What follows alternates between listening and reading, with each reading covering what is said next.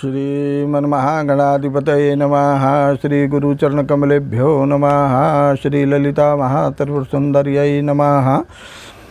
आज हम आपके समक्ष एक ऐसा विषय लेकर के उपस्थित हो रहे हैं जो आजकल चर्चा में बहुत सुना जाता है और लोग उसका नाम सुनते ही भयभीत हो जाते हैं।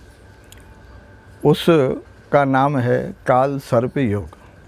ये काल सर्प योग राहु और केतु के ग्रह स्थिति के एक विशेष स्थिति में होने पर माना जाता है।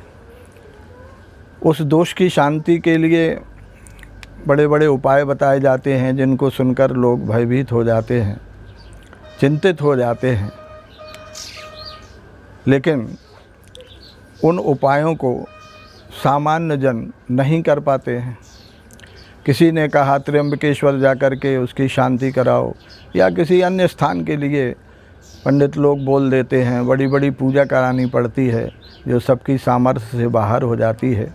इसलिए आज हम इस काल सर्प दोष निवारण के लिए एक सरल सा उपाय लेकर के आपके समक्ष उपस्थित हुए हैं। श्रावण का महीना चल रहा है। काल सर्प दोष में भगवान शिव की पूजा की जाती है, राहु की पूजा की जाती है, नाग देवता की पूजा की जाती है। काल सर्प दोष में दो शब्द हैं, काल और सर्प। ये काल दोष और सर्प दोष, तो भगवान शिव की पूजा से ये दोनों ही समाप्त हो जाते हैं, क्योंकि भगवान शिव काल के भी काल हैं, माने महाकाल हैं, और नाग उनके आभूषण हैं। राहु को नाग का प्रतीक, नाग को राहु का प्रतीक माना जाता है। उसी की शांति के लिए ये उपाय होता है। तो श्रावण का मास बहुत श्रेष्ठ है। नाग पंचमी भी इसी मास में होती है। तो भगवान शिव की पूजा के लिए प्रशस्त सोमवार का दिन है, और नाग पंचमी तो नाग पंचमी ही है। ये पूजा अगर उस दिन कर ली जाए तो आप काल सर्प दोष से आप जो है मुक्त हो सकते हैं। उसकी कष्टों से, उसकी पीड़ाओं से आप मुक्त हो सकते हैं। तो ये सरल सा उपाय आपको कैसे करना है, आपको दो नाग मूर्तियाँ आपको लानी है। बाज़ार से आप बनवा सकते हैं या ला सकते हैं। उन दो नाग मूर्तियों को ला करके और पूरी पूजा सामग्री शिव पूजन की आप एकत्र करके भगवान शिव के किसी मंदिर में जाएं। वहाँ शुद्ध आसन पर पूर्वाभिमुख बैठ करके और सर्वप्रथम इन नाग मूर्तियों का पूजन करें। उन्हें पंचामृत के द्रव्यों से, यथा कच्चा दूध है, दही है, घृत है, शहद है, शक्कर है, इनसे उन नाग मूर्तियों का स्नान कराएं। फिर उनका विधिवत पूजन करें। चंदन, अक्षत, पुष्प आदि माला उनको समर्पित करें। और नाग मूर्तियों का पूजन करने के बाद उनके समक्ष आप नाग गायत्री का जप करें। नवकुलाय विद्महे विषदंताय धीमहि तन्नो सर्पः प्रचोदयात्। एक माला इस नाग गायत्री का आप जप करें। इसके पश्चात नवनाग स्तोत्र के 11 पाठ करें।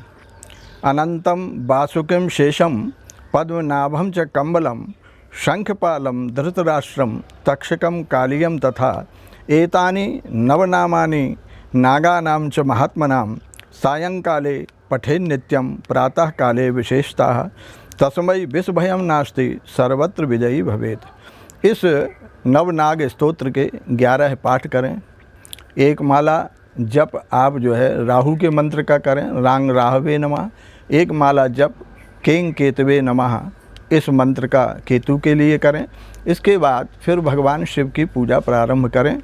भगवान शिव का ध्यान करते हुए समक्ष जो आपके भगवान शिव की मूर्ति है, शिवलिंग है, उस पर जल चढ़ा करके उनको 4 बार जल चढ़ाएं। पहले उनके चरणों में पाद्य अर्पित करें, उनके हाथों में अर्घ्य दें, मुख में आचमन कराएं। इसके बाद उनका स्नान कराएं। फिर पंचामृत के द्रव्यों से क्रमशः भगवान शिव का स्नान कराएं। पहले दूध से, फिर दही से, फिर घृत से, फिर शहद से और फिर शक्कर से।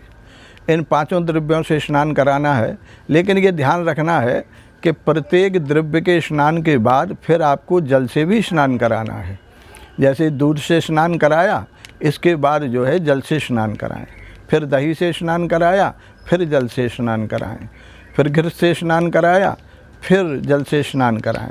फिर शहद से स्नान कराया, फिर जल से स्नान कराएं। फिर अंत में शर्करा से स्नान कराया और फिर अंत में जल से स्नान कराएं। और नमः शिवाय बोलते हुए उनके ऊपर, भगवान शिव के ऊपर जल धारा छोड़ें। इसके बाद उनको वस्त्रों पर वस्त्र अर्पित करें।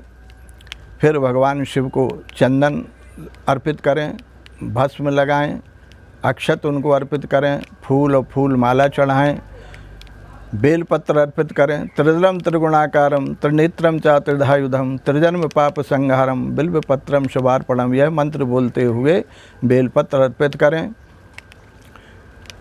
भांग, धतूरा, अर्क माने अकौआ, शमी पत्र, ये सब अर्पित करें। फिर धूप दीप और नैवेद्य लगा करके और भगवान शिव के नमः शिवाय पंचाक्षर मंत्र का कम से कम आप 11 माला जप करें। इस प्रकार से शिव पूजन आप करेंगे तो काल सर्प दोष के जो कष्ट हैं उससे आप मुक्त हो सकते हैं। श्रावण के महीने में ये पूजा करने के बाद फिर आप ये नियम बनाएं कि प्रत्येक महीने के शुक्ल पक्ष की पंचमी को ये पूजा आप पूरे वर्ष भर करें क्रमशः। तो उससे आप काल सर्प दोष जो है उससे आपको मुक्ति मिलेगी, उसके कष्टों से आप राहत महसूस करेंगे। आज हमने एक छोटा सा सरल सा उपाय आपके सामने रखा है। आगे भी हम काल सर्प दोष निवारण के लिए अन्य छोटे छोटे उपायों की चर्चा आपके साथ करते रहेंगे। तब तक इस श्रावण के महीने में आप जो है इस पूजा को करके आप लाभ उठाएं। नाग पंचमी के दिन तो ये पूजा करनी ही है, उत्तम है। आप चाहें तो प्रत्येक सोमवार को जो श्रावण में पड़ता है उसमें भी इस पूजा को आप करें तो काल सर्प दोष से आप मुक्त हो सकते हैं। आपके कष्टों का निवारण भगवान महाकाल शिव की कृपा से हो सकता है। ओम शांति शांति शांति।